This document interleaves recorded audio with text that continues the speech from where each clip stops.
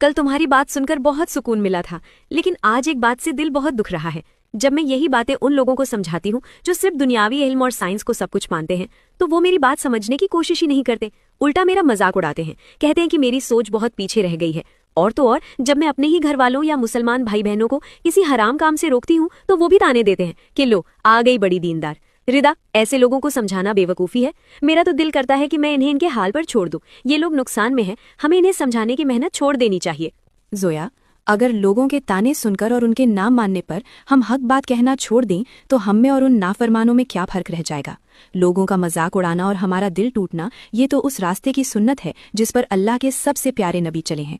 आओ आज मैं तुम्हें उस अजीम हस्ती से मिलवाती हूँ जिन्हें कुरान में 43 मरतबा याद किया गया है, जिन्होंने हमें सिखाया कि जब सारी दुनिया आपके खिलाफ खड़ी हो तब कामयाबी का असल मतलब क्या होता है।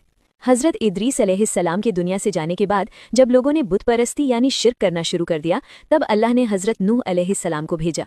जोया, तुम चंद लोगों के मजाक उड़ाने से हार मान गई? हज़रत नूह अलैहिस्सलाम ने दिन रात छुप कर और खुलेआम पूरे 950 साल तक अपनी कौम को अल्लाह की तरफ बुलाया। और उनकी कौम ने क्या किया? जब भी वो बात करते, लोग अपने कानों में उंगलियां डाल लेते, उन्हें पत्थर मारते और उनका बुरी तरह मजाक उड़ाते। जब लोगों ने हद पार कर दी तो अल्लाह ने उन्हें खुश्क ज़मीन पर एक बहुत बड़ी कश्ती बनाने का हुक्म दिया। अब सोचो, जब वो कश्ती बना रहे थे तो लोग हंसते थे और कहते थे, ए नूह, क्या तुम पागल हो गए हो? यहाँ दूर दूर तक समंदर नहीं है तो पानी कहाँ से आएगा? लेकिन हज़रत नूह अलैहिस्सलाम खामोशी से अपना हुनर इस्तेमाल करते रहे।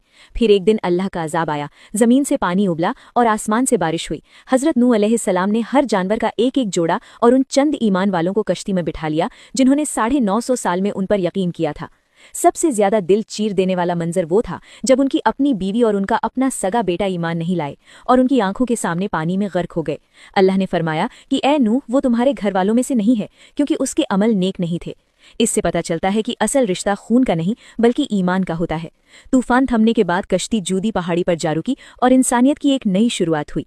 इसीलिए उन्हें आदम सानी यानी दूसरा आदम भी कहा जाता है। सुभान अल्लाह, 9.5 साल की मेहनत और सिर्फ चंद लोग ईमान लाए, फिर भी अल्लाह ने उन्हें कामयाब कहा। रिदा में कितनी गलत थी, मैं तो सिर्फ नतीजों को कामयाबी समझ रही थी। हज़रत नूह अलैहिस्सलाम ने तो ये सिखा दिया कि कामयाबी इस बात में नहीं कि कितने लोग आपकी बात मान रहे हैं, बल्कि कामयाबी तो ये है कि हम आखिरी सांस तक हक पर कायम रहे। बिल्कुल जोया, दुनिया की नज़र में शायद वो हार रहे थे, लेकिन अल्लाह ने उन्हें शकूरन यानी अपना शुक्रगुजार बंदा कहा और हमेशा के लिए कामयाब कर दिया। हमारा काम सिर्फ कोशिश करना है, हिदायत देना अल्लाह का काम है। या अल्लाह, हमें हज़रत नूह अलैहिस्सलाम जैसा सब्र अता फरमा और हमें लोगों के तानों से घबराकर हक का रास्ता छोड़ने से बचा। जो लोग इस दुआ में शामिल होना चाहते हैं वो कमेंट्स में आमीन ज़रूर लिखें।